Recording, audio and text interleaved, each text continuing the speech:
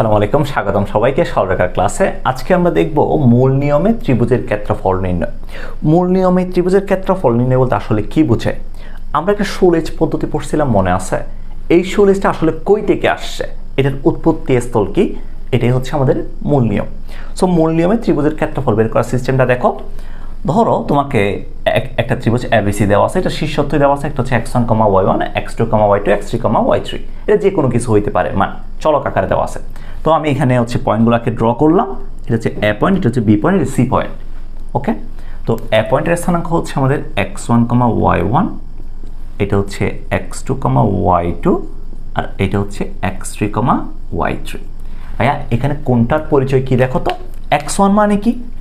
x1 মানে হচ্ছে y অক্ষ থেকে লম্ব দূরত্ব না, তার মানে এই মানটা হচ্ছে আমাদের x1 এর সমান, আর এই মানটা হচ্ছে কার সমান? এটা হচ্ছে y1 এর সমান, রাইট? এটা y1 এর সমান। তারপর x2 এর মান কত? দেখো x2 মানে হচ্ছে এইটা, এই লম্ব দূরত্বটা, আর y2 মানে হচ্ছে এই লম্ব দূরত্বটা, রাইট? এরপর x3 মানে কি? x3 মানে হচ্ছে আমাদের এই লম্ব দূরত্বটা, এটা হচ্ছে আমাদের x3, এই যে এটা হচ্ছে x3, আর এটা হচ্ছে আমাদের y3, এটা আমাদের y3। এখন ভাইয়া আমাদের দরকার কাকে?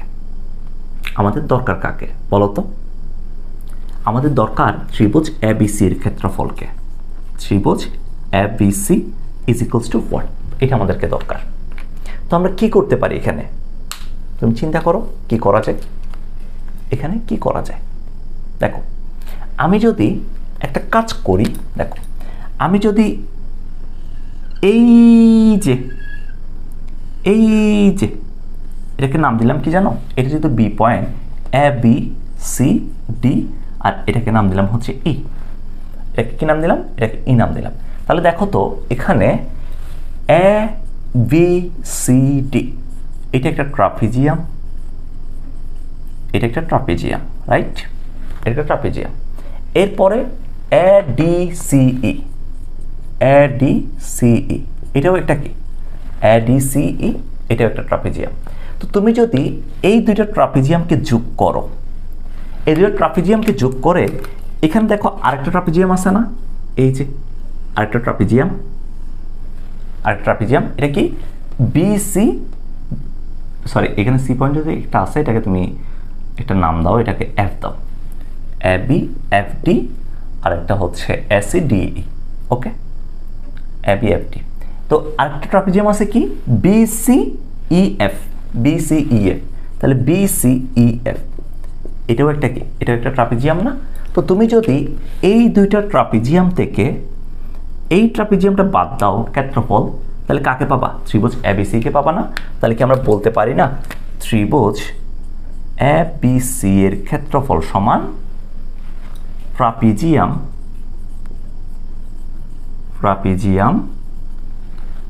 কি? A B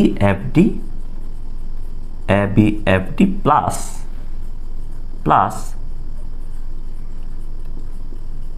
trapezium A D C E, trapezium এটা নিলাম। এরপর কাকে বাদ দিব? মাইনাস ট্রাপিজিয়াম বিসিএফই, এদেরকে আমি বাদ দিলাম। তাহলে কি ত্রিভুজ এবিসি সমান পাবো trapezium A B F D plus trapezium A D C minus trapezium B C E F. ট্রাপিজিয়ামের ক্ষেত্রফল সমান কি ছিল? সমান্তরাল হাফ ইন্টু সমান্তরাল বাহুদ্বয়ের যোগফল ইন্টু কত? ইন্টু উচ্চতা না? আমাদের ট্রাপিজিয়ামের ক্ষেত্রফল ছিল, ট্রাপিজিয়াম সমান, অর্থাৎ ট্রাপিজিয়ামের ক্ষেত্রফল সমান হাফ ইন্টু সমান্তরাল বাহুদ্বয়ের যোগফল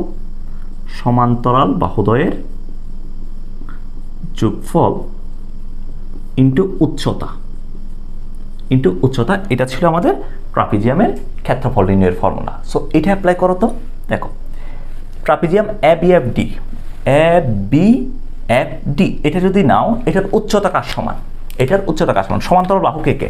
সমান্তরাল বাহু হচ্ছে এই বাহু আর এই বাহু না? তাহলে হাফ ইন্টু, এটা আসবে হাফ ইন্টু সমান্তরাল বাহু হচ্ছে y1 আর হচ্ছে y2, তাহলে y1 প্লাস y2 ইন্টু উচ্চতা কার সমান? উচ্চতা হচ্ছে এটা না? এই যে এটা ডিএফটা হচ্ছে উচ্চতা, এই সামুদ্রিক লম্ব দূরত্ব সমান্তরাল বাহুদ্বয়ের মধ্যবর্তী লম্ব দূরত্বটা হচ্ছে উচ্চতা। তাহলে উচ্চতা কার সমান? এতটুকু। এখন ভাইয়া এতটুকু কার সমান, মানে এফডি কার সমান? এই যে এফডি আছে, এফডি কার সমান? দেখো টোটাল এখান থেকে এটা হচ্ছে x1, এফ থেকে এটা হচ্ছে x2। তাহলে আমি কি এফডিকে বলতে পারি না এটা হচ্ছে আমাদের x1 মাইনাস x2, এটা বলা যায় না? তাহলে হাফ ইন্টু এটা হচ্ছে x1 মাইনাস কত আসবে? x1 মাইনাস x2 আসবে। x1 মাইনাস কত আসবে? x2 আসবে। প্লাস ট্রাপিজিয়াম এডিসিই দেখা যাচ্ছে,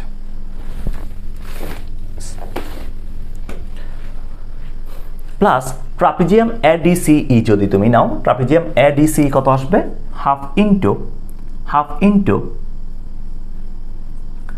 ইন্টু এটা কত আসে? দেখো সমান্তরাল বাহু তো কত? এডিসিই নিচ্ছ না, সমান্তরাল বাহু হচ্ছে একটা y3 আর একটা কত? y1। তাহলে y1 প্লাস y3 ইন্টু উচ্চতা কত? উচ্চতা হচ্ছে ডিই। তাহলে ডি মানে কত? পুরোটা কত? পুরোটা হচ্ছে x3 আর এটা কত? x1। তাহলে আমি যদি ডিই নিই x3 মাইনাস x1 হবে, x3 মাইনাস x1। তাহলে এখান থেকে পাবো x3 মাইনাস x1। তাহলে এদেরকে আমি যোগ করলাম, আরেকটা বাদ দিতে হবে কে? ট্রাপিজিয়াম বিসিএফই। তাহলে মাইনাস হাফ ইন্টু এই ট্রাপিজিয়ামের ক্ষেত্রফল কত? বিসিইএফ। সমান্তরাল বাহু কে? সমান্তরাল বাহু হচ্ছে বিএফ আর হচ্ছে সিই, বি আর সিএফ। তাহলে এখান থেকে পাচ্ছি সমান্তরাল বাহু হচ্ছে y2 প্লাস y3 ইন্টু উচ্চতা কত? উচ্চতা হচ্ছে এফই। উচ্চতা কত? উচ্চতা এফই মানে কত? এফই মানে হচ্ছে এতটুকু হচ্ছে x3 আর এতটুকু হচ্ছে আমাদের x2, এতটুকু হচ্ছে আমাদের x2। তাহলে এখান থেকে আমরা পাবো এফই সমান হচ্ছে x3 মাইনাস x2। তাহলে এখান থেকে আমরা উচ্চতা পাবো x3 মাইনাস x2। ওকে, তাহলে আমরা ত্রিভুজ এবিসি এর ক্ষেত্রফল পাইতেছি, এই ট্রাপিজিয়ামের ক্ষেত্রফল, এই ট্রাপিজিয়ামের ক্ষেত্রফল মাইনাস এই ট্রাপিজিয়ামের ক্ষেত্রফল। তাহলে এটা আমাদের পাইতেছি। এখন তুমি যদি এখান থেকে একটু ক্যালকুলেশন করো, দেখো এটা থেকে যদি একটু ক্যালকুলেশন করো, এই জিনিসটা একটু যোগ বিয়োগ করো, একটু যোগ বিয়োগ করলে এখান থেকে তুমি পাবা হাফ ইন্টু একটু এখান থেকে গুণ করে একটু যোগ বিয়োগ করো।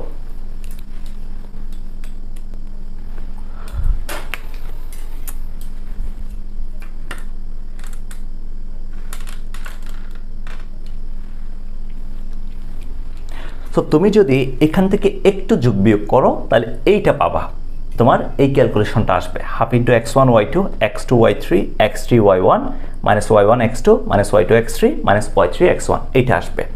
এখন এই জিনিসটাকে এখানে যে রেজাল্টটা আসছে এটাকে আমরা সুরেশ পদ্ধতি লিখতে পারি কত? Half into modulus x1 x2 x3 আবার x1 y1 y2 y3 এরপর হচ্ছে y1। তুমি এখানে সুরেশ মারো, দেখবা তোমাদের রেজাল্ট এটা আসবে। তো এখানে আমরা এটা হচ্ছে আমাদের এখানে যেটা বের করছি এটা হচ্ছে ত্রিভুজ এবিসি এর ক্ষেত্রফল বের করছি। তাহলে দেখো আমাদের ত্রিভুজ এবিসি এর ক্ষেত্রফল বের করতে বলছে, আমরা শর্টকাটে কোনটা মারি? শর্টকাটে হচ্ছে সুরেশটা মারি।